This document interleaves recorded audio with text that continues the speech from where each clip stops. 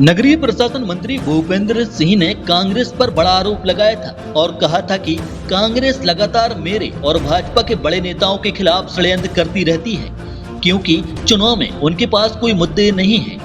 पहले मुझे लोकायुक्त के प्रकरण में फंसाने की कोशिश की, उसमें कुछ भी नहीं निकला। वही मुझे पता चला है कि कांग्रेस के एक बड़े नेता एक महिला नेता से कह रहे थे कि कोई महिला मिल जाए तो उससे कुछ करवाओ। हालांकि जब मंत्री भूपेंद्र सिंह से कांग्रेस के उस नेता का नाम पूछा गया जिस पर उन्होंने आरोप लगाए हैं, तो मंत्री भूपेंद्र सिंह ने नाम लेने से इनकार कर दिया। देखिए, कांग्रेस लगातार न केवल हमारे खिलाफ बल्कि भारतीय जनता पार्टी के भी हमारे नेता सबके खिलाफ षड्यंत्र करने का काम लगातार कर रहे हैं, क्योंकि चुनाव में उनके पास कोई मुद्दे नहीं और इसलिए सिर्फ बदनाम करके, षड्यंत्र करके, आरोप लगा के कैसे चुनाव जीता जाए, इसकी कोशिश कांग्रेस के लोग करते हैं। और मेरे खिलाफ पहले लोकायुक्त का षड्यंत्र किया, उसमें कुछ नहीं हुआ तो कांग्रेस के एक बड़े नेता अपनी कांग्रेस की नेत्री से कह रहे थे कुछ देखो कोई महिला वगैरह मिल जाए तो उसमें फंसाओ। इस तरह से कांग्रेस कितने हल्के स्तर की राजनीति कर रही है, ये इस बात का प्रमाण है। और ये कांग्रेस का हमेशा चरित्र रहा है, षड्यंत्र करके, झूठ बोल के, लोगों को आपस में लड़ा के और कैसे भी वोट मिल जाए, ये हमेशा कांग्रेस का षड्यंत्र रहा है। और अब जनता सब चीज़ें जानती है।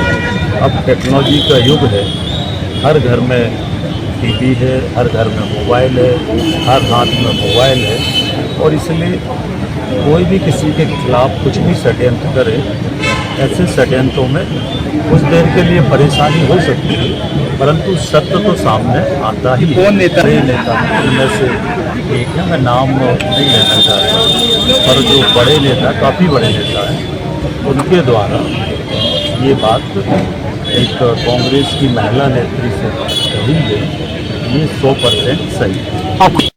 अब मध्य प्रदेश कांग्रेस के सागर के प्रभारी अवनीश भार्गव ने भूपेंद्र सिंह के आरोपों का जवाब देते हुए षड्यंत्र करने वाले कांग्रेस नेताओं का नाम पूछा है और उन पर आरोप लगाया है कि उन्होंने अपने विधानसभा क्षेत्र और सागर जिले के कांग्रेसियों और आम लोगों को प्रताड़ित करने के लिए हमेशा षड्यंत्र किए हैं। उन्होंने कहा कि वीडी शर्मा से लेकर अपने ही पार्टियों के खिलाफ षड्यंत्र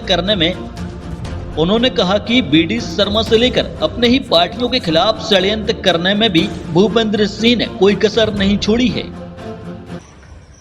मध्य प्रदेश सरकार के मंत्री भूपेंद्र सिंह, जो कि मुख्यमंत्री जी के सबसे प्रिय मंत्री हैं, उन्होंने विगत दिवस आरोप लगाया कांग्रेस उनके खिलाफ षड्यंत्र करके किसी प्रकरण में फंसाना चाहती है।